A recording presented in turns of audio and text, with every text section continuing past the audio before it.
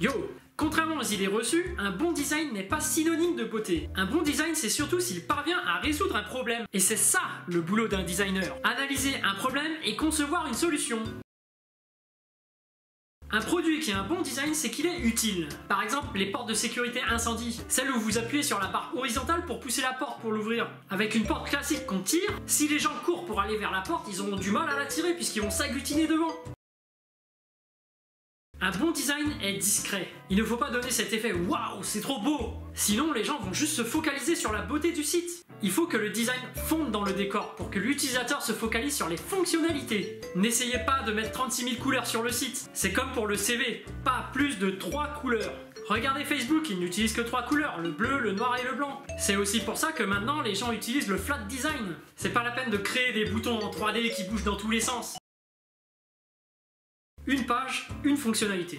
Il faut que l'utilisateur arrive sur le site et trouve directement la fonctionnalité que vous voulez lui montrer. Toujours avec Facebook, leur première page d'accueil, il y a tout de suite une page d'inscription. Et en général, ils placent la fonctionnalité principale en bas à droite. Pareil pour les smartphones. Ils le placent en bas à droite parce que c'est plus proche du pouce. Après, il y a aussi des codes. Par exemple, il y a toujours en haut à droite la connexion. Ou encore, sur les smartphones, en haut à gauche pour retourner en arrière.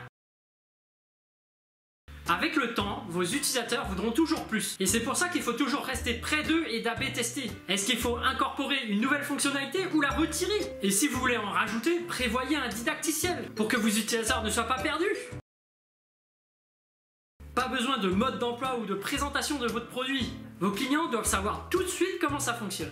L'erreur classique est de saturer d'informations l'utilisateur quand il arrive sur la page. Il faut que ce soit intuitif. Apple a une garderie et il fait tester leurs produits à des enfants pour voir si c'est intuitif. Finalement, le métier de designer consiste à comprendre le problème et à concevoir une solution. Il va se demander 36 000 fois pourquoi votre page doit être comme ça, pourquoi est-ce qu'on fait ça, pourquoi est-ce qu'il veut ça. Mais ce n'est pas parce qu'un designer a retourné le problème dans tous les sens qu'il a la meilleure solution. N'oubliez pas la règle d'or, A/B tester. À la semaine prochaine.